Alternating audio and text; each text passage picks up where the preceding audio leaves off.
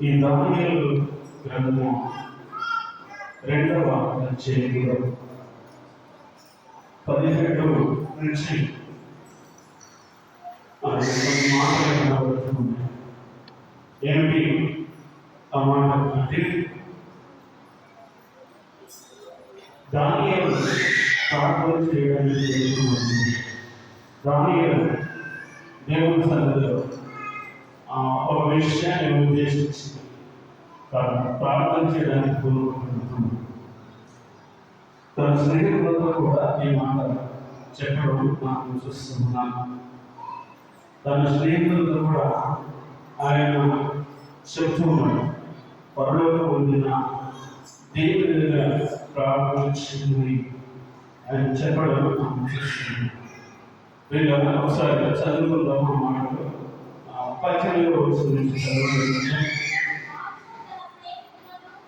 తాను తన స్నేహితులను బర్బరులో తగ్గిన జ్ఞాపకులతో కూడా నశింపకున్నట్లు ఆ కళ యొక్క మర్మ విషయంలో పరలోకమందున దేవుని వలన కటాక్షం పొందు నిమిత్తమై ఆయన వేడుకోవడాన్ని వారిని హెచ్చరించింది. అంతటా రాత్రి యందు దర్శనము చేత ఆ కుటుంబము దానియేలుకు బయలుపరచబడింది కనుక దానియేలు పరలోకమందున్న దేవుని స్తుతించెను. దేవునికి మహిమ కలుగుగాక. చదివేవారు కొంచెం కొంచెం అమ్మ పిల్లల్ని కొంచెం కంట్రోల్ చేసుకుంటుంది.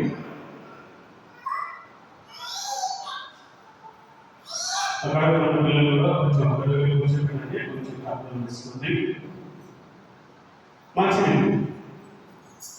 క్రీస్తునందు ప్రియ దేవుని చిరునమా, దానియేలు ప్రార్థన చేయడానికి కోరుకున్నాడు.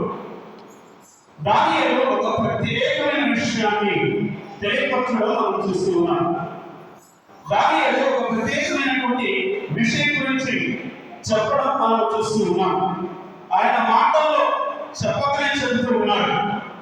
మనం ఆరాధిస్తూ ఉన్న దేవుడు, మనం కొలుస్తూ ఉన్న దేవుడు, మనం స్తుతిస్తూ ఉన్న దేవుడు ఎవరయ్యా ఈయన అంటే ఎక్కడ ఉన్నాడు అంటే పరలోకమందు ఉన్న దేవుడు.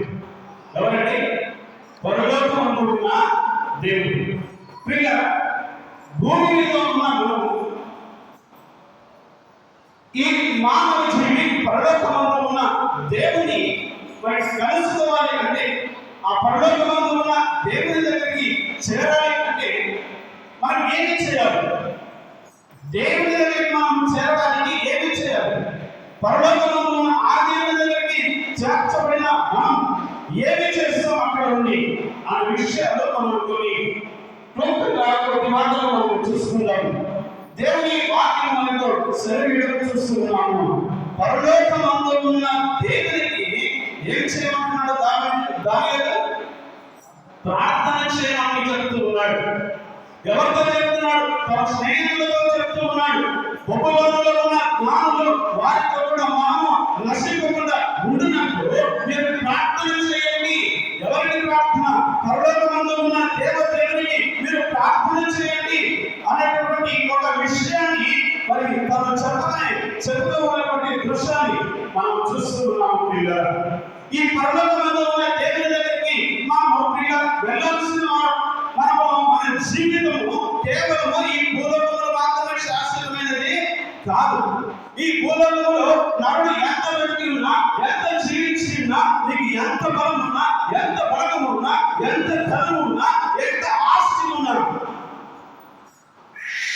ఏదో ఒక సమయంలో ఈ భూలోకాన్ని విడిచిపెట్టి మనము వెళ్ళాల్సిన వారిని, భూలోకాన్ని విడిచిపెట్టాల్సిన వారిని. నువ్వు 70 సంవత్సరాలు బ్రతికినా, 80 సంవత్సరాలు బ్రతికినా, 100 సంవత్సరాలు బ్రతికినా కూడా ఏదో ఒక రోజు ఈ భూలోకాన్ని విడిచిపెట్టాలి. ఈ భూలోకాన్ని విడిచిపెట్టాలి అంటే భూలోకం నుంచి మనం వెళ్ళిపోయిన తర్వాత మనము నివసించడానికి అనగా శరీరం ఇక్కడ మాత్రమే పాత పెట్టబడుతుంది. పిల్లలు గమనించండి, శరీరానికి మాత్రమే మరణము ఉంది, ఆత్మకు మరణము లేదు. శరీరము మనం చూస్తూ ఉన్నప్పుడు శరీరాన్ని ఈ భూమిలో పాతి పెట్టడం చూస్తూ ఉంటాం, లేదా అగ్ని చేత కాల్చడం మనం చూస్తూ ఉంటాం.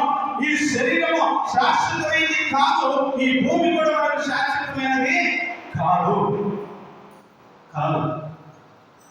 మనకు ఈ శరీరంలో ఉండే ఆత్మ ప్రియులను గమనించండి, మరణించిన తర్వాత వెళ్ళడానికి రెండు మార్గాలు ఉన్నాయి. ఒకటి ఏంటంటే నరకము, రెండవది పరలోకం. పరలోకము మనం వెళ్ళాలంటే, పరలోకమందు ఉన్న దేవుని దగ్గరికి మనం చేరాలంటే, పరలోకమందు ఉన్న ఆ దేవుని మనం కలుసుకోవాలంటే, పరలోకమందు ఆ దేవునితో మనం ఆయనతో నివాసం చేయాలంటే మనకు కావాల్సినవి కొన్ని తెలుసుకోవాల్సిన అవసరత ఉన్నది. ఆ విషయం మనం గుర్తించాల్సిన వారం.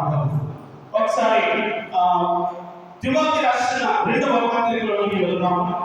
తిమోతి రాసినటువంటి 2వ పత్రిక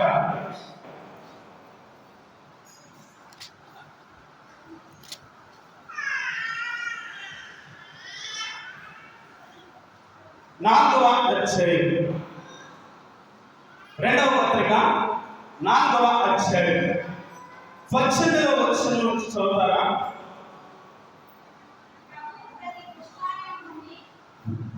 ప్రభువు ప్రతి దుష్కార్యం నుండి నన్ను తప్పించి తన పరలోక రాజ్యములకు చేరినట్లు నన్ను రక్షించు.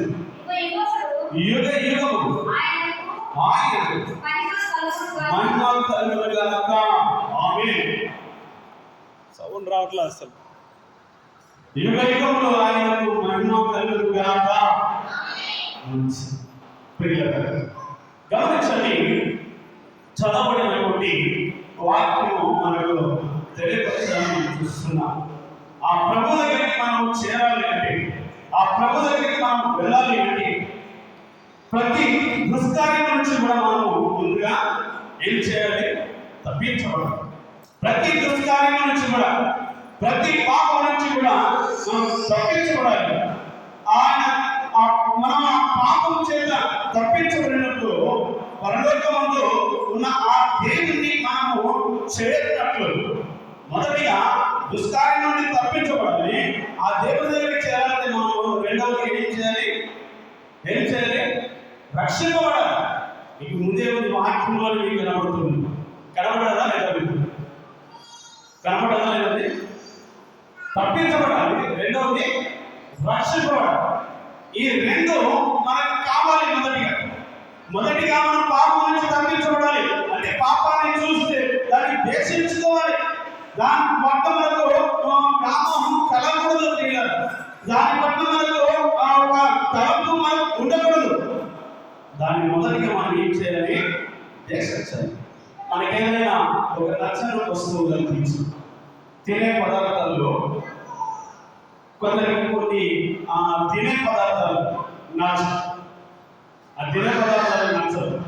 నచ్చినప్పుడు ఆ పదార్థం కనుక తీసుకుపోయి తన ముందు పెడితే, నాకు ఇది నచ్చదు, నాకు ఇది వద్దు అంటామా? లేదు, ఏది పెట్టి వేసినా తింటామన్నా, వద్దు అని మనం చెప్పడం మనం గమనిస్తున్నాం. అయితే పాపాన్ని ఇవ్వడం ఇది దేవునికి అసహ్యమైనది, ఇది దేవునికి వ్యతిరేకమైన కార్యము, ఇలా ప్రవర్తించడం దేవునికి నచ్చింది కనుక నాకు కూడా అది వదులు అని మనం ఒక దాన్ని చూస్తే అది వద్దు అనే తలంపు మనలోనికి రావాలి. ఎందుకు రావాలి అది అంటే, ప్రియులారా గమనించండి, పరలోకమందు ఉన్న ఆ దేవుని మనం చేరాలి అంటే, పరలోకమందు ఉన్న ఆ దేవుని ఎందుకు మనం వెళ్ళాలి అంటే, ముందుగా మనము ఆ దుష్కార్యాలకు దూరముగా ఉండాలి. రెండవదిగా రక్షింపబడాలి అన్నటువంటి విషయము మనం చూస్తున్నామండి. మత్తయి సువార్త 4వ అధ్యాయం.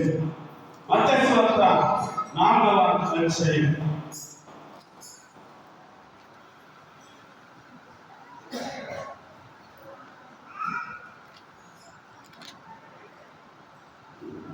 17వ వచనం.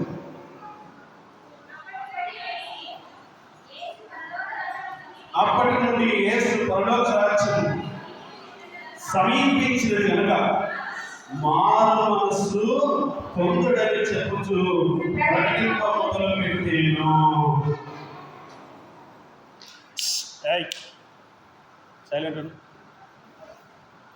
ప్రియులారా, మొదటిగా దుష్కార్యములను మనము విసర్జించాలి. రెండవది రక్షింపబడాలి. మనము మారు మనస్సు పొందుకోవాల్సినటువంటి అవసరత ఉంది. ఏమండి?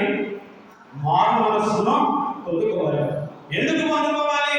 మారు మనస్సు ఏమవసరమో అంటే దేవుడు చెప్తూ ఉన్నాడు, ప్రభువైన క్రీస్తు వారు ఇలా చెప్తూ ఉన్నాడు, ఇదిగో ఓ నా బిడ్డలారా, ఓ సహోదరి సహోదరులారా, పరలోక రాజ్యం సమీపిస్తూ ఉంది, పరలోక రాజ్యం సమీపంగా ఉంది, మీకు దగ్గరలో ఉంది కనుక ఇదిగో మీరు ఆ పరలోక రాజ్యంలో చేరాలి అంటే, మీ ఆ పరలోక రాజ్యంలో మీరు వెళ్ళాలి అంటే మొదటిగా మీకు ఏమి కావాలి? మారు మనస్సు. మీ ముందే ఉంది, వాక్యం చదవాలి, నా మొదలు పెడుతున్నా. ఏం కావాలి? మారు మనస్సు కావాలి. మారు మనస్సు లేకుండా దేవుని దగ్గరికి మనము చేరలేము. పాపం చూసి దేశించకుండా దేవుని దగ్గరికి మనము చేరలేము. రక్షింపబడకుండా దేవుని దగ్గరికి మనము చేరలేము. కనుక ఈ మూడు మనం దేవుడు సెలవిస్తున్నాడు. మొదటిగా దుష్కార్యములను మానండి, పాపం చూసి మీరు ద్వేషించండి, దాని జోలికి మీరు పోకండి, మీరు రక్షింపబడండి. ఇదిగో మీరు రక్షింపబడిన తర్వాత మీరు మారు మనస్సు పొందండి, మారు మనస్సును పొందండి అనేటువంటి విషయాన్ని మనం చూస్తున్నాం. ఈ విషయం మారు మనస్సు పొందండి అని మనం ఎవరు చెప్తున్నారండి? ఎవరు చెప్తున్నారు?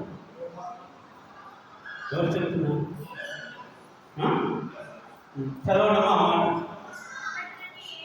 అప్పటి నుండి యేసు పరలోక రాజ్యము సమీపించి ఉన్నది కనుక మారు మనస్సు పొందండి. ఎవరు చెప్పారు ఈ మాట? యేసుక్రీస్తు వారు ఈ 4వ అధ్యాయం నుంచి తన స్వార్థను ప్రారంభిస్తూ ఉన్న విధానం మనం చూస్తూ ఉన్నాం. ఈ 3వ అధ్యాయం వరకు తన పుట్టుక గురించి, తను పెరిగిన విధానం గురించి, తన వీటిలో బాప్తిసము తీసుకొని మరి 40 దినాలు ప్రార్థనలో గడిపిన విషయం గురించి మనకి ఇక్కడ కనబడతారు. 4వ అధ్యాయం వచ్చేటప్పటికి ఆయన స్వార్థ ప్రారంభించడం మనము చూస్తున్నాం. ఆయన అంటున్నాడు, ఇదిగో మొదటి చెప్తున్నాడు, మీరు పరలోక రాజ్యం వెళ్ళాలంటే మీరు ముందుగా మారు మనస్సు ఉండండి. మారు మనస్సు అంటే ఏంటి సార్? మరి మారు మనస్సు అంటే ఏంటి? మారు మనస్సు అంటే ఏంటి? మారు మనస్సు అంటే ఏంటి?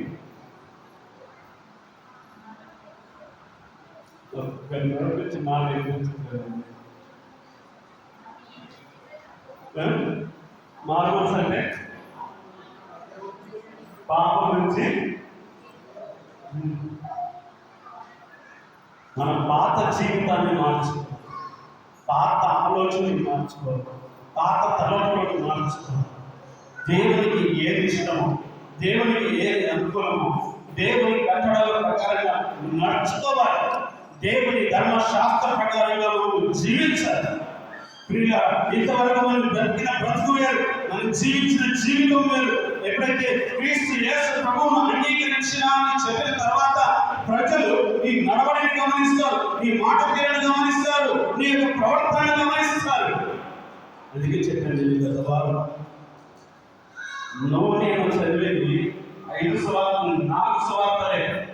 నువ్వు నేను చదివేది 4. కానీ లోక ప్రజలు 5వ సువార్తను చదువుతారు. ఏ సువార్తను చదువుతారు? 5వ సువార్త. 5వ సువార్త ఏంటి? 5వ సువార్త మనమే. ఎవరు? మనమే 5వ సువార్త. నీవు బైబిల్ చదువుతాం, బైబిల్లో ఉన్న కొత్త నిబంధన గ్రంథంలో ఉన్న 4 సువార్తలు చదువుతావు నువ్వు. ఆ 4 సువార్తల్లో క్రీస్తు యొక్క పరిచయం గురించి, క్రీస్తు యొక్క పుట్టుక గురించి, క్రీస్తు యొక్క మరణం గురించి, క్రీస్తు యొక్క కానీ క్రీస్తు గుణలక్షణాలను కలిగి ఉంటాయి.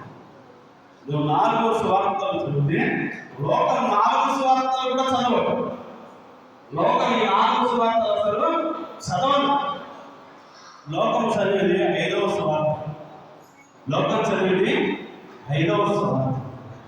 5వ సువార్త మరి ఏదో కాదు, పరిశుద్ధ గ్రంథంలో లేదు, ఏ బుక్కులో కూడా నీకు కనిపించదు. కానీ 5వ సువార్త ఏంటి? ఎవరంటే నీవే 5వ సువార్త. నువ్వు క్రీస్తు యేసును పొందిన తర్వాత మారు మనసు కలిగి క్రీస్తు యేసు అనుకూలమైనటువంటి జీవితము, క్రీస్తు యేసు చెప్పినటువంటి మార్గములు నువ్వు నడుచుకుంటూ ఉంటే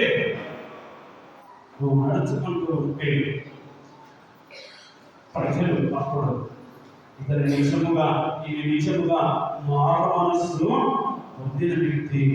ఇంతవరకు ఉన్న జీవితము ఇప్పుడు ఈమెలో లేదు.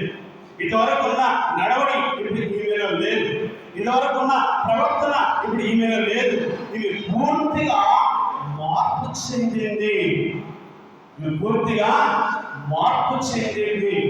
అని అప్పుడు ప్రజలు మీ గురించి ఇచ్చేదాన్ని ఆ సాక్ష్యం కలిగి ఉండాలంటే మారు మనసును పొంది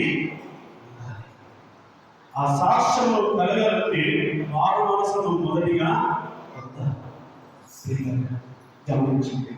అందుకే చెప్తూ ఉన్నాడు యేసుక్రీస్తు ప్రభువారు అంటున్నారు, అయ్యా ఎంతకాలం మీరు ఇంకా ఈ లోకంలో వెతుకుతారు, ఎంతకాలం మీరు ఇంకా ఈ భూమిపైన నివసిస్తారు, ఎంతకాలం మీరు ఇంకా ఈ పాపములు కొట్టుమిట్టులాడుతూ జీవిస్తారు. ఇదిగో దేవుని రాజ్యం సమీపించుతూ ఉన్నది కనుక మారు మనసు పొందండి. మారు మనసులో పొందండి. ఎందుకు మారు మనసు పొందాలనుకున్నాడు?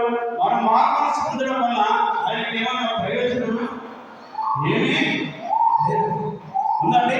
మన వల్ల ఆయన ఏమైనా ప్రయోజనం? కాకపోతే ఆయన మారు మనసు ఎందుకు పొందమంటున్నాడంటే, ఆయన మారు మనసు ఎందుకు పొందుకొని జీవించమంటున్నాడంటే, ఎందుకు రక్షించబడిన గొడవని చెబుతున్నాడంటే, ప్రియులారా ఆయన మనతో చెప్తున్నాడు. ఆయన మనతో చెప్తున్నాడు, పరలోక రాజ్యము వెళ్ళడానికి మారు మనసు అవసరం. పరలోక రాజ్యం వెళ్ళడానికి మారు మనసు అవసరం అని ఆయన చెప్తూ ఈ మాట చెప్పి మళ్ళీ ఊరికి వదిలేక, ఈ మాట చెప్పి ఊరికి ఆయన వదిలేక ఎవరు? యేసుక్రీస్తు వారు మీరు మారు మనసు పొందాలని చెప్పి నేను చెప్పేసిన అయిపోయింది అని ఆయన వదిలేట్లేదని ప్రియులారా, లూకాసు వార్తలో ఈ మాట తెలియపరచడం మనం చూస్తుంటాం. 5వ అధ్యాయం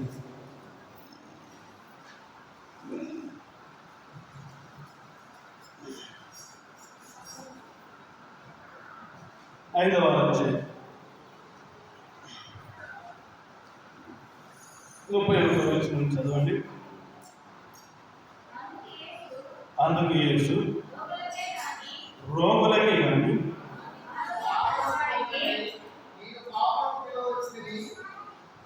31వ వచనం అందుకు యేసు రోగులకే కానీ ఆరోగ్యం గల వారికి వైద్యుడు అక్కరలేదు, మారు మనసు పొందుటకి పాపులను పిలవవచ్చింది కానీ నీతిమంతులను పిలవరాలేదు వారితో చెప్పెను. ఇక్కడ మనకు తెలియపరుస్తున్న ఒక విషయం మనం గమనిస్తున్నాం. ఏమిటి అంటే, పాపంతో ఉన్న వ్యక్తిని నేను పిలవడానికి వచ్చింది. పాపంతో ఉన్నటువంటి వ్యక్తిని నేను పిలవడానికి వచ్చింది కనుక మేము గ్రహించండి. నేను నీతిమంతులను పిలవడానికి రాలేదు, నీతిమంతుల వరకు నేను రాలేదు కనుక నేను పాపులని పిలవవచ్చిన. పాపులు ఎందుకు? వారు మారు మనసు పొందుకోవాలి, వారు దేవుని రాజ్యం చేరాలి. నేను పిలవవచ్చున్నాను అని ఆయన చెప్పడం మనం చూస్తున్నాం. ఆయన కేవలం మారుమనసు పొందాలని మాత్రమే చెప్పలేదు, కానీ మారుమనసు పొందాలని పాపాన్ని ఒప్పుకోవాలి.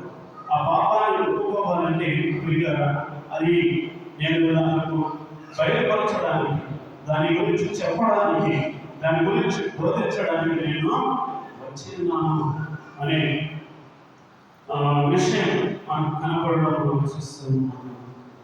24వ వచనంలో మాట కనబడుతుంది.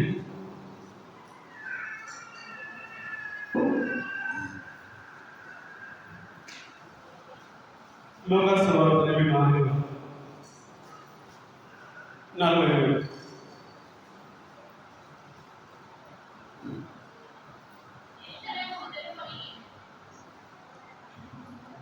యెరూషలేము మొదలుకొని సమస్త జనులలో ఆయన పేరట మారుమనసు పాప క్షమాపణ ప్రకటింపబడునని వ్రాయబడి ఉన్నది.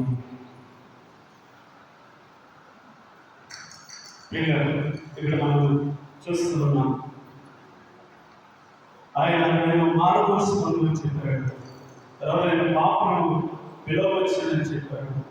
పాపను పిలిచిన ఆయన ఏమంటున్నాడంటే, ఇదిగో మీరు పాప క్షమాపణ పొందుకున్నారు, మారుమనసు పొంది మీరు పాప క్షమాపణ పొందుకోండి అనే విషయాన్ని తెలియపరచడం చూస్తుంది. అలా ప్రకటింపబడినది, రాయబడి ఉన్నది అన్న విషయం మీకు తెలియపరుస్తున్నానని ఆయన మనతో మాట్లాడటము మనం చూస్తున్నాము. అయితే ఎవరు మారుమనసు పొందుతారు, ఎవరు పాప క్షమాపణ పొందుతారు, ఎవరు రక్షింపబడతారు అంటే దేవుని పరిశుద్ధ గ్రంథమైనటువంటి వాక్యము మనకు తెలియపరచడం మనం చూస్తున్నాం. మార్కు సువార్తలో 16వ అధ్యాయంలో ఈ మాటలు కనబడుతూ ఉన్నాయి. ఒకసారి ఆ మాటలను చూసుకుని ముందుకు వెళ్దాము.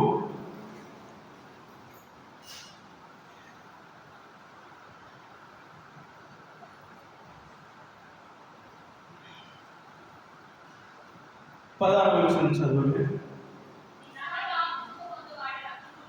నమ్మి బాప్తిసం పొందువాడు రక్షింపబడును, నమ్మని వారికి శిక్ష విధింపబడును. నమ్మిన వారి వలన ఈ సూచక క్రియలు కనబడును. ఏమనగా నా నామము దయ్యములను వినములు, క్రొత్త భాషలో మాట్లాడుదురు, పాములను ఎత్తిపట్టుకుందురు. ప్రియులారా, 16వ వచనంలో ఒక ప్రాముఖ్యమైన విషయం మనం చూస్తున్నాం. మనం మారుమనసు పొందాలన్నా, రక్షింపబడాలన్నా, పాప క్షమాపణ పొందుకోవాలన్నా మొదటిగా మనకేమి కావాలి అంటే, ఈ 3 మన లోపలికి రావాలంటే మనం ఏం చేసుకోవాలి, ఏది మనకు అవసరము అంటే, ప్రియులారా, దేవుని వాక్యం చేత ఆయన అంటున్నాడు, మొదటిగా మనం ఏం చేయాలి? నమ్మాలి. ఏం చేయాలి? ఎవరిని నమ్మాలి? ఎవరిని నమ్మాలి? యేసుక్రీస్తు ప్రభు వారిని నమ్మాలి. యేసుక్రీస్తు ప్రభు వారిని నమ్మాలి. నమ్మితే ప్రియులారా మనము బాప్తిసం పొందుతాం. బాప్తిసము పొందిన వారు ఏం చేయబడతారంట? ఏం చేయబడతారు? గట్టిగా చెప్పండి. రక్షింపబడతారు. మొదటిగా ఆయన పైన నమ్మకం ఉండాలి. నమ్మకం లేకుంటే మనము ఎంత ఇచ్చేసినా కూడా, ఎంత మందిరానికి వచ్చినా కూడా ఎంత వ్యర్థం, అంత వ్యర్థం. పిల్లలు అందుకే అంటున్నాడు, మీరు నమ్మండి. ఫస్ట్ ఏం చేయండి? నమ్మి మీరు బాప్తిసం పొందండి. బాప్తిసం పొందితే మీరు రక్షింపబడతారు. నమ్మకుండా మీరు రక్షింపబడలేదు. నమ్మకుండా మీరు విశ్వాసులు కాలేదు. నమ్మకుండా మీరు బాప్తిసము పొందలేదు. మనకు తెలియపరచడం మనం చూస్తున్నాం. ఎందుకు నమ్మకం గురించి ఈ మాట అంటున్నాడు? నమ్మి బాప్తిసం పొందండి అన్నమాట ఎందుకు చెప్తూ ఉన్నాడు మనకు అంటే, యేసుక్రీస్తు ప్రభువారిని అనుసరించిన వారిలో కొందరు, యేసుక్రీస్తు ప్రభువారిని అనుసరించిన వారిలో కొందరు ఆయన నమ్మలేదు. ప్రియులారా, ఒకసారి 7వ వచనం చదవండి. మీరు వెళ్ళి ఆయన మీకంటే ముందుగా గలిలయలోనికి వెళ్ళుచున్నాడని ఆయన మీతో చెప్పినట్లు అక్కడ మీరు ఆయన చూతులని ఆయన శిష్యులతో పేతురుతో చెప్పబడింది. చదువు.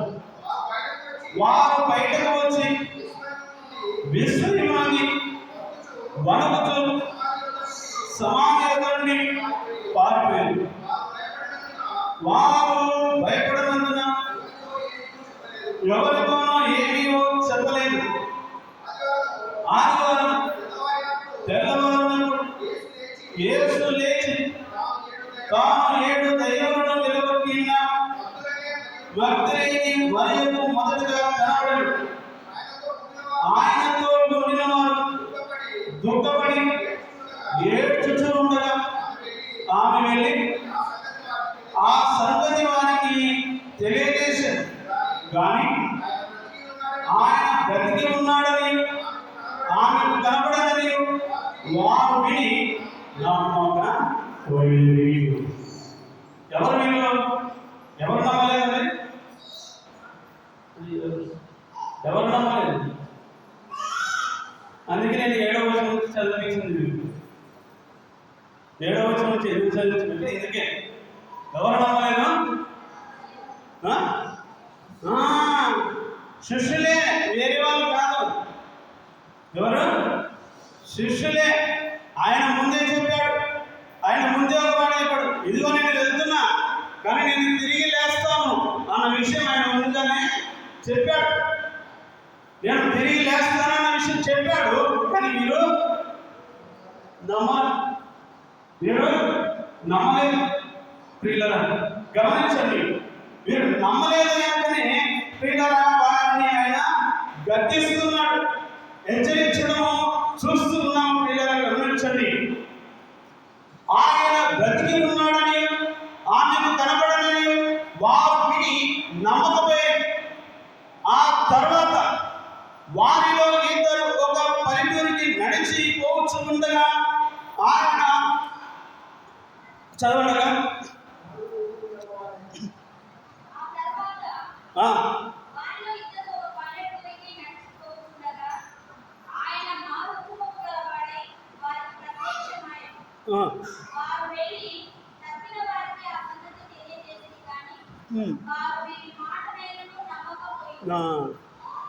ఆయన స్వయంగా ప్రత్యక్షమైతే కూడా ఆయన ప్రత్యక్షమై మాట్లాడితే కూడా ఆయన మాటలు అసలు నమ్మరా?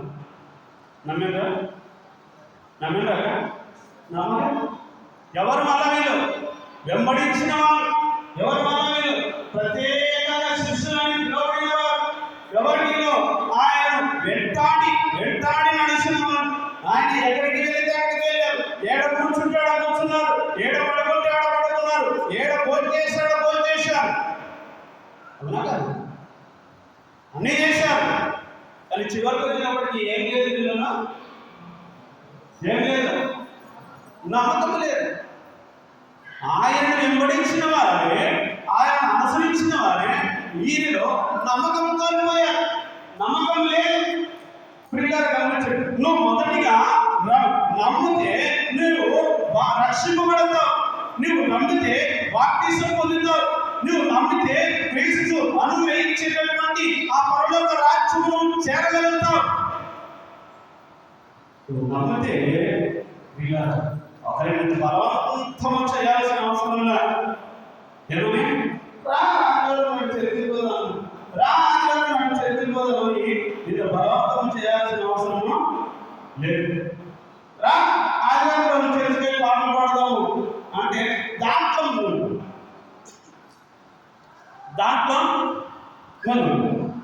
కానీ ఆదివారం నాడు చర్చికి వెళ్ళి ప్రార్థన చేద్దామా అండి?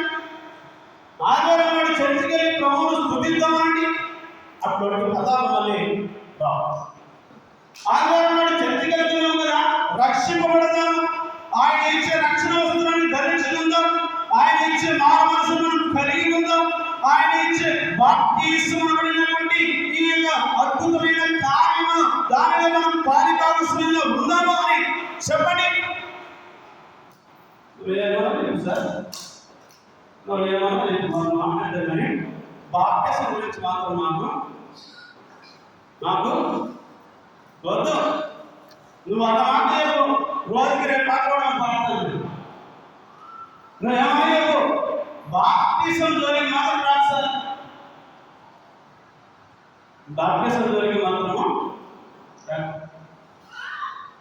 ఆ బాప్తిసం గురించి ఎందుకు చెప్పాల్సి వస్తుందంటే, అది పొందితేనే నీకేమొచ్చినట్టుగా, ఏమొచ్చినట్టు రక్షణ వచ్చినట్టుగా. చదవక మాటను 16వ వచనం చదవక, నమ్మి బాప్తిసం పొందినవాడు రక్షింపబడును. చాలు. నమ్మి ఏం చేయాలి? బాప్తిసము పొందాలి. నువ్వు నమ్మినావా దానికి నిదర్శనం ఏంటి? నువ్వు రక్షింపబడినవా దానికి నిదర్శనం ఏంటంటే బాప్తిసము చాలా ప్రాముఖ్యం. అక్కడ ఒక షాపింగ్ వెళ్ళినాను. హైదరాబాద్లో పెద్ద షాపింగ్ ఉన్నాయిగా, Chennai shopping mall, RS brothers, south Indian మొదటిగా అక్కడికి వెళ్ళి ఏదో మంచి చీర తెచ్చుకున్నాను. 10,000 5,000 పెట్టి ఒక చీర తెచ్చినాక ఇంకా మనం ఇంట్లో పెట్టుకుంటాం కదండి. తెచ్చినాక ఏం చేస్తాం? మనం కట్టేసిన తర్వాత కానీ చుట్టుపక్కల పోగేసుకుని దాని గురించి నేను హైదరాబాద్ పోయి ఏదో ఆర్ఎస్ బ్రదర్లు 10,000 పెట్టి తీసుకొచ్చి నేను చీర ఎట్టుందో చూడు అంటారా? చెప్పుకోరా మీరు ఎవరు? చెప్పుకోవాలి ఫస్ట్. అది చెప్తేనే మన కడుపు చల్లబడుతుంది. అది చెప్పకుండా కడుపు ఉబ్బిపోతుంది, చల్లబడదు. అది గ్యాస్ పట్టి ఉబ్బినట్టుగా ఉబ్బిపోతుంది. ఎప్పుడు చెప్పాలి అది లోపల ఉబ్బిపోతుంది. అప్పుడు నువ్వు తీసుకొచ్చి చూపించాక ఈవిడ కాస్త వచ్చి చూస్తాను. చూసి చాలా మంచిగా ఉందన్న ఈ చీర, ఆడ తెచ్చిన కొంచెం అడ్రస్ చెప్పక నేను కూడా పోతాను. ఎక్కడికి? ఆర్ఎస్ బ్రదర్స్ పోతాను. నాకు కొంచెం అడ్రస్ చెప్పండి. ఇవి అడ్రస్ ఎందుకు అడిగింది? నువ్వు చెప్పిన మాట బట్టి ఆమె ఏమైంది?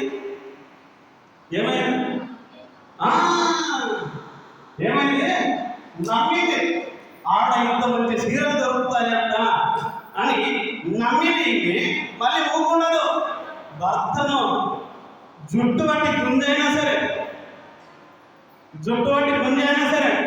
నాకు 10,000 ఇస్తావా లేదా? నేను ఇప్పుడు హైదరాబాద్ పోవాలి, ఆర్ఎస్ బ్రదర్స్ పోవాలి, చీర తెచ్చుకోవాలి, నాకు ఇస్తావా లేదా అని పౌరు చేసైనా సరే, 2 రోజులు సఫెన్స్ అయినా సరే అక్కడికి వెళ్ళి తీసుకొస్తాం. ఎందుకు ఆమె అంత ప్రయాసపడింది? ఎందుకంత ప్రయాసపడింది? ఎందుకన్నా ఎందుకన్నా అంత ప్రయాసపడింది? నమ్మింది. ఏం నమ్మింది?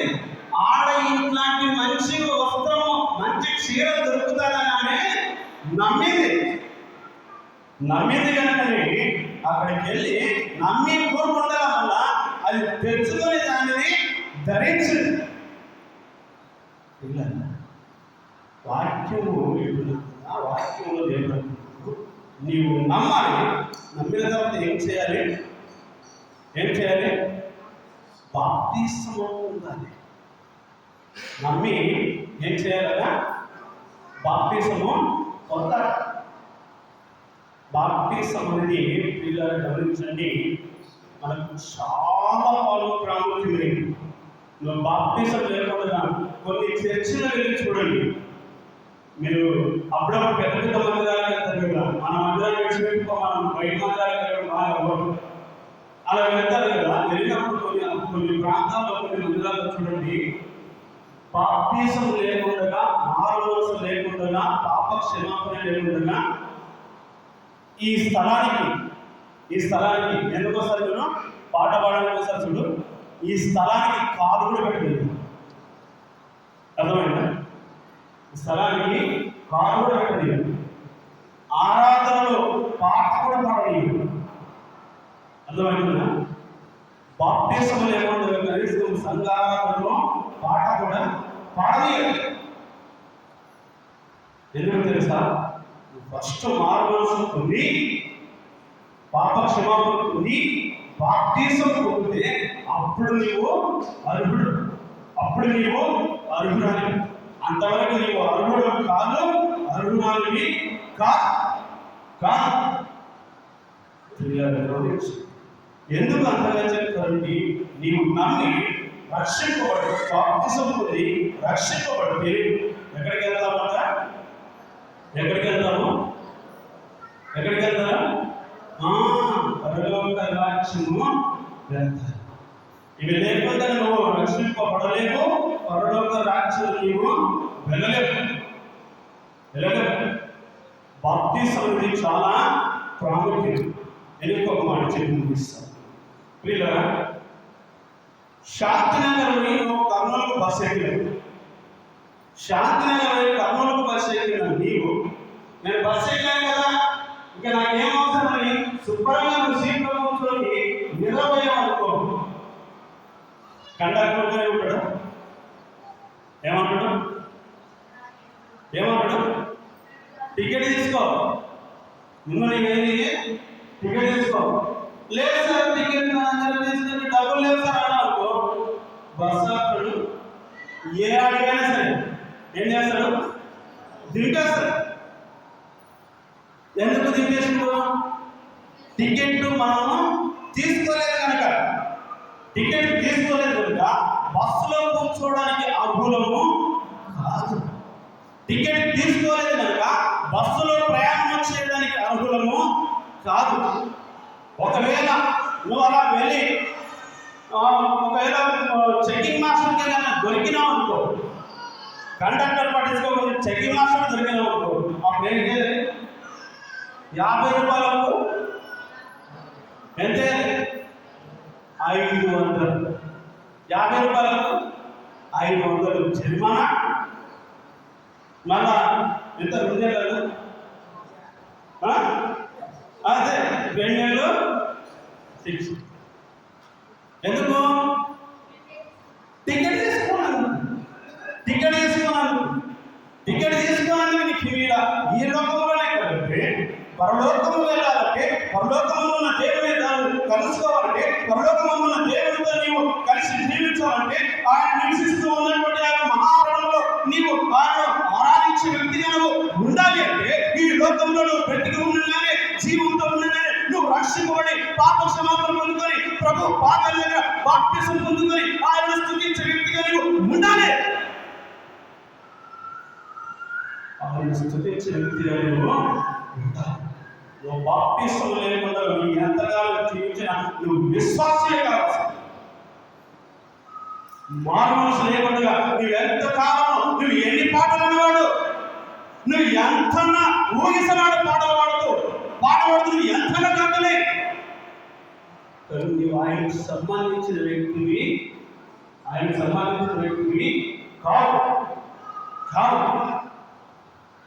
మొదటిగా ప్రభువును నమ్మి ఆయన ఏదో రక్షించవాడు, నీ పాపాలు ఒప్పుకో, బాప్తిసం పొందుకో, అప్పుడు పరలోకమునకు వెళ్ళడానికి అర్హుడిగా నువ్వు ఉంటావు. సార్ పరలోకం వెళ్తే నాకేం వస్తుంది, ఎవరు మమ్మల్ని తీసుకెళ్తారు అనే విషయం కూడా మనకు వస్తూ ఉంటాయి. ఎవరికి ఈ పరలోకం ఉంటే ఒకసారి మనందరికీ బాగా పరిచయం ఉన్న వాక్యము మత్తయి వార్త 5వ అధ్యాయంలో మనకు బాగా పరిచయం ఉన్న మాటలు కనబడుతూ ఉంటాయి. 5వ అధ్యాయం 3వ వచనం చదవండి. ఆత్మ విషయమై దీనులైన వారు ధన్యులు, పరలోక రాజ్యము వారిది. ఎప్పుడో ఈ యేసును సొంత రక్షకునిగా అంగీకరించినప్పుడు, ఆయన నీవు నమ్మినప్పుడు, ఆయన యందు నువ్వు మారుమనసు పొందినప్పుడు, ఆయన యందు నువ్వు రక్షింపబడినప్పుడు, ఆయన యందు నువ్వు బాప్తిసం పొందుకున్నప్పుడు, ఆయన యందు నువ్వు బాప్తిసం పొందుకున్నప్పుడు నీకు తగ్గింపు వస్తుంది. అప్పటి వరకు కూడా నీకు తగ్గింపు రాదు.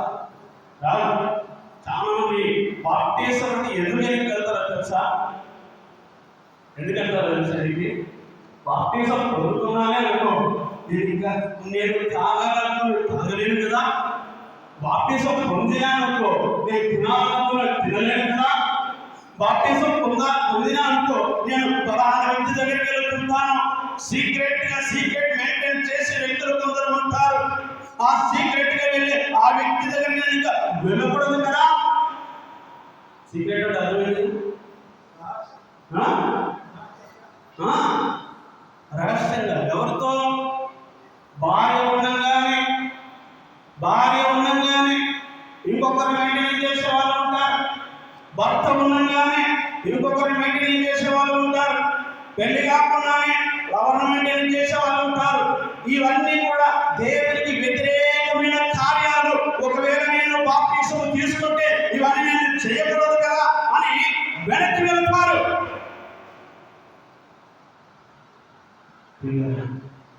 నీ నోటి శరీర సుఖం కొరకు నువ్వు కనుక ఆరాటపడి ప్రభువు అంగీకరించబుద్ధి సరాసరి నీ శరీరం మీద పాతపెట్టిన తర్వాత ఈ ఆత్మకు ఏ మార్గం ఉంటుంది?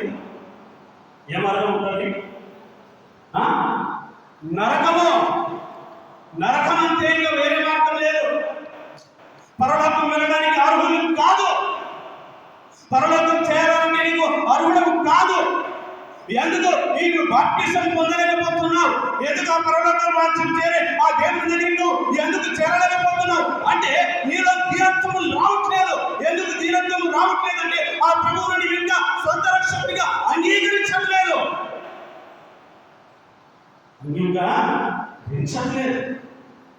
ఎప్పుడైతే ఆ ప్రభువును సొంత రక్షకుడిగా అంగీకరించి ఆయన పాదాల దగ్గర పాపం శ్రమ పడుతుంది, నువ్వు రక్షింపబడతావు. అప్పుడు నీలో ఏమొస్తుంది?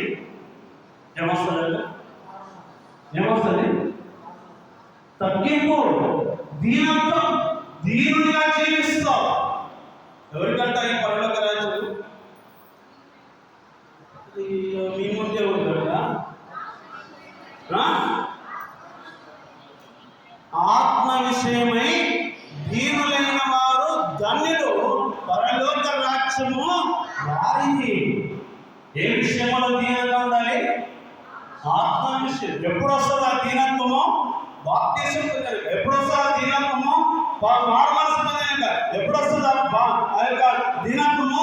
నువ్వు రక్షింపబడిన తర్వాత ఎప్పుడు వస్తుంది ఆ దీనత్వము? క్రీస్తు యేసు ప్రభువును, ఈయన నిజముగా దేవుడు, ఈయన నా పాపముల కొరకు ఈ లోకములకు వచ్చాడు, ఈయన నా పాపముల కొరకు పరలోకాన్ని వీడాడు, ఇదిగో నన్ను ఈ ధనవంతుని చేయడానికి, క్రీస్తును కలిగిన ధనవంతుని చేయడానికి ఆయన దరిద్రుడై ఈ లోకానికి వచ్చాడు. ఇదిగో నన్ను పరలోక రాజ్యము చేర్చడానికి, ఇదిగో నా పాపము తొలగించడానికి, నా పాపము కడగడానికి ఆయన శిలువలో నా కొరకు మరణించాడు. ఆయన ఆఖరి రక్తము కొట్టు వరకు కూడా ఆయన రక్తము ధారపోశాడు.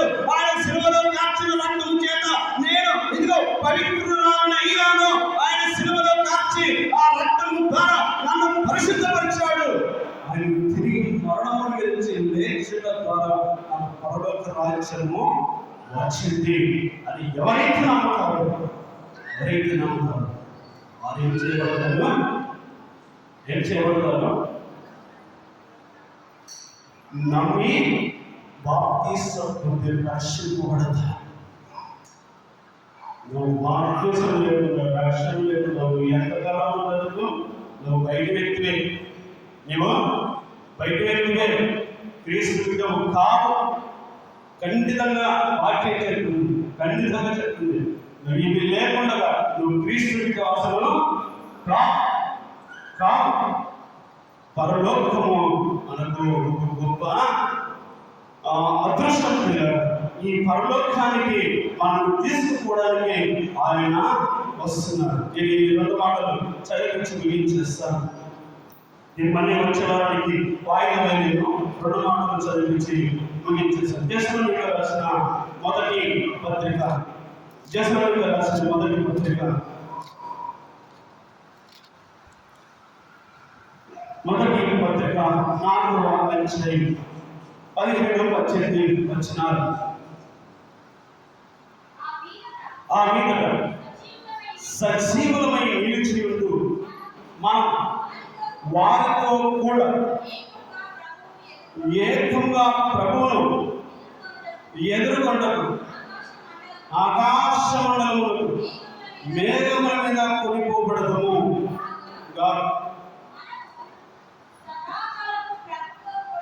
సదాకాలము ప్రభుతో కూడా ఉందము. ఎవరు ఉంటారండి? ఎవరు ఉంటారు? ఆయన రాకడలో ఎత్తబడే సమయంలో ప్రియులను గమనించండి. సమాజంలో ఉన్న వాళ్ళు లేచే సమయంలో, వృత్తులుగా ఉన్న వాళ్ళు లేచే సమయంలో వారితో కూడా ఎవరు ఆయనను చూస్తారు? ఎవరు ఆయనతో కూడా ఉంటారంటే రక్షింపబడిన వారు, మానవలసి పొందుకున్న వారు, పాప క్షమాపణ పొందుకున్న వారు, బాప్తిసం పొందుకున్న వారు ఆయనను తెలుసుకుంటారు. ఆయనను ఏం చేస్తారు? తెలుసుకుంటారు. ఆయన ప్రభువును ఎదుర్కొంటూ ఆకాశం మండలములకు మేఘముల మీద కొనిపోబడును. సదాకాలం ఆయనతో కూడా ఉండదు. సదాకాలం ఒకరోజు. సదాకాలం అంటే ఎన్ని రోజులు? అంటే ఎన్ని రోజులు సదాకాలం అంటే? యుగ యుగాలు. యుగ యుగాలు అంటే ఒక యుగానికి ఎన్ని రోజులు, ఎన్ని సంవత్సరాలు? యుగ యుగాలు. సదాకాలం అంటే ఇప్పుడు పర్మనెంట్, అక్కడ శాశ్వతం. యుగ యుగాలు కూడా ఆయనతో ఏం చేస్తాము? ఉంటాం. ఆయనతో ఉంటాం. కాబట్టి మీరు ఈ మాటల చేత ఒకరిని ఒక్కడు ఆదరించు.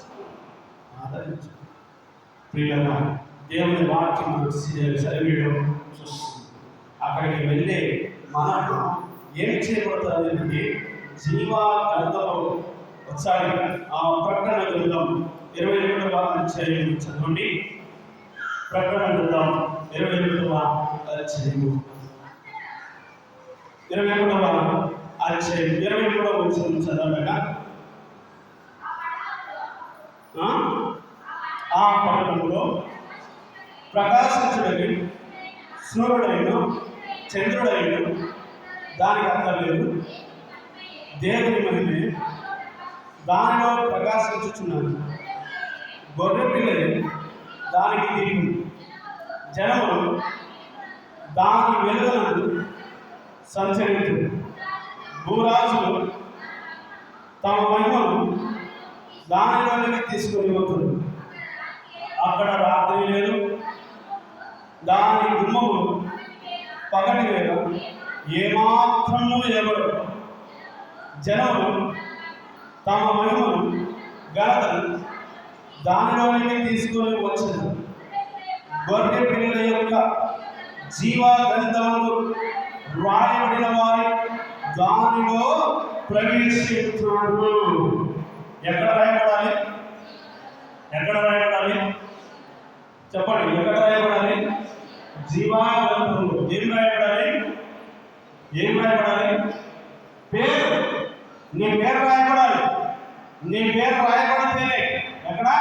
జీవా గ్రంథంలో నీ పేరు రాయబడితేనే నీ ఒకరికి. జీవా గ్రంథంలో నీ పేరు లిఖితమవుతేనే నీ పరలోక రాజ్యం. జీవా గ్రంథంలో నీ పేరు రాయబడాలంటే, ముద్రించబడాలంటే నీవేమి చేయాలి? ప్రభువును సొంత రక్షకుడిగా అంగీకరించాలి, నమ్మాలి, పాప క్షమాపణ పొందాలి, రక్షింపబడాలి, బాప్తిసం పొందాలి. దీన మనస్సు కలిగి నీవు జీవించాలి. ఇవన్నీ నువ్వు కలిగినప్పుడు, ఇవన్నీ కలిగినప్పుడు నీ పేరు ఎక్కడ రాస్తానంటే, ఎక్కడ రాస్తాను? జీవాగ్రంథంలో. పుట్టి ఏదో నోట్ బుక్లో కాదు, ఏదో ఆఫీస్ బుక్లో కాదు. ఆఫీస్కి వెళ్ళినప్పుడు కొంతమంది ఫస్ట్ రిజిస్టర్లో పేరు రాసి కదా, రిజిస్టర్లో పేరు రాయాలి. అక్కడ కాదు, నీ పేరు ఎక్కడ రాయాలి? జీవగ్రంథములో నీ పేరు రాయాలి. అందుకే దేవుని వాక్యం సెలవిస్తుంది, పరలోకమందు ఉన్న ఆ దేవుని నువ్వు తెలుసుకోవాలి. ఆ పరలోకంలో నువ్వు చేరబడాలంటే ఇవన్నీ కూడా నీవు కలిగి జీవించాలి. ఎప్పుడు? చచ్చిపోయినాక కాదు. కానీ ఇవన్నీ ఎక్కడ? బ్రతికి ఉండగానే, జీవముతో ఉండగానే, ఈ యొక్క మట్టి శరీరంలో ఊపిరి ఉండగానే క్రీస్తు యేసు ప్రభువును సొంత రక్షకునిగా అంగీకరించాలి. చివరి మాట చదివి నేను ముగించేస్తాను. 20వ అధ్యాయం, ప్రకటన 20వ అధ్యాయం 11 నుంచి మనకు కనబడుతుంది. చదవండి. 11వ వచనం నుంచి చదవనా? మరియు ధవలమైన మహాసింహాసనము, దాని యందు ఆసీనుడై ఉన్న ఒకరిని చూచితిని. భూమాకాశములు ఆయన సముఖము నుండి పారిపోయి వారికి నివసించు నిలువ చోట కనబడకపోయారు. మరియు గొప్పవారేమి కొద్దివారేమి మృతులైన వారందరూ ఆ సింహాసనం ఎదుట నిలబడి ఉండ చూచితిరి. అప్పుడు గ్రంథములు విప్పబడిన, మరియు జీవ గ్రంథమును వేరొక గ్రంథమును విప్పబడిన. ఆ గ్రంథములందు రాయబడిన వాటిని బట్టి తమ క్రియల చొప్పున మృతులు తీర్పు పొందిరి. సముద్రము తనలో ఉన్న మృతులను అప్పగించెను. మరణము, పాతాళమును వాటి వశమునున్న మృతులను అప్పగించెను. వాటిలో ప్రతివాడు తన క్రియల చొప్పున తీర్పు పొందెను. మరణమును, మృతుల లోకమును అగ్ని గుండములో పడవేయబడిన. ఆ అగ్ని గుండము రెండవ మరణం. ఎవరి పేరైనను జీవగ్రంథమందు రాయబడి ఉన్నట్టు కనబడని ఎడల వాడు అగ్నిగుండంలో పడవేయబడును. అర్థమైందండి? ఎవరి పేరైనను జీవగ్రంథమందు రాయబడిన ఎడల వాడు ఎక్కడ పడవేయబడతారు? ఎక్కడ? అగ్నిగుండంలో పడవేయబడతారు. ఆ అగ్నిగుండమే రెండవ మరణం. అక్కడ రెండవ మరణం కేవలం ఆ నరకంలో ఉండే ఆ వేడికి, ఆ మంటలకు, అక్కడ ఉండే ఆ యొక్క భయంకరమైన దృశ్యాన్ని తలుచుకుంటే వల్లంత గొలుపుతుంది. తెలుసా? మరణం కాదక్క, వేదన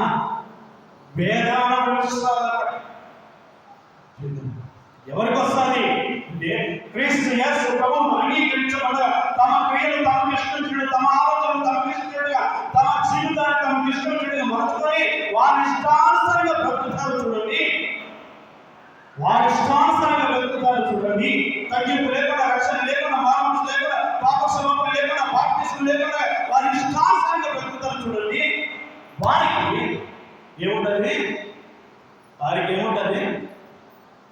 రెండవ మరణం. అది ఎక్కడ? అగ్ని గుండ. పరలోకం ఉండదు, దీనికి పరలోకము ఉండదు. అందుకే దేవుని వాక్యం సెలవిస్తుంది, నువ్వు బ్రతికున్నాగానే, నువ్వు జీవముతో ఉండగానే ఇవన్నీ నువ్వు కలిగి ఉండు. ఇవన్నీ నువ్వు కలిగి ఉంటే ఆయన సొంత రక్షణగా అంగీకరిస్తే నువ్వు రక్షింపబడతావు. రక్షింపబడిన నీవు మేఘాల మీద కొనిపోబడిన నీవు పరలోకములో ఉన్న దేవుని సన్నిధిలో నివాసము చేస్తావు. దేవుని సన్నిధిలో నివాసము చేస్తావు కనుక ప్రియులారా, దేవుని వాక్యం మనం చదివేయడం చూస్తుంది. అన్నిటికంటే అతి ప్రాముఖ్యమైనది ఏమిటి అంటే, పరలోక రాజ్యం చేరాలంటే నువ్వు బస్సులో ప్రయాణిస్తున్నప్పుడు చాకలా నుంచి కర్నూలు చేరాలంటే నీకు టికెట్ ఎంత అవసరమో, నీకు టికెట్ ఎంత ప్రాముఖ్యమో, పరలోకం వెళ్ళాలంటే నీకు బాప్తిస్మం అనబడింది అంత ప్రాముఖ్యం. ఇక పరలోకం కావాలంటే మీరు ఎవరైనా ఇంకా వీలైతే ఎవరైనా రక్షింపబడకుండా నామకార్థంగా మందిరానికి వచ్చిపోయేవారు ఉంటే ప్రియులారా గమనించండి. నామకార్థంగా మందిరానికి వచ్చిపోయినంత మాత్రాన నువ్వు క్రీస్తు బిడ్డవు కాదు కనుక ఇదిగో దేవుని వాక్యం సెలవిస్తుంది. నువ్వు మారుమనసు పొందు, పాప క్షమాపణ పొందు, ప్రభు పాదాల దగ్గర పశ్చాత్తాపపడి ఆయన సొంత రక్షకునిగా అంగీకరించి ఆయన సన్నిధిలో బాప్తిసం పొందుకో. అప్పుడు పరలోక రాజ్యంలో ఉన్న పరమ తండ్రి యుద్ధకు చేరడానికి నువ్వు గొప్ప ధన్యతలుగా ఉంటావు కనుక ఈ విషయం నువ్వు గుర్తుంచుకొని ప్రభువును సంరక్షకుడిగా అంగీకరించాల్సిందిగా తెలియపరుస్తూ ఈ కొద్ది మాటలు నేను ముగిస్తున్నాను. దేవుని నామానికి మహిమ కలుగును గాక. దేవుని నామానికి మహిమ కలుగును గాక. కళ్ళు మూసుకుంటాం, మోకరించడం, ప్రార్థన చేసుకుంటాం.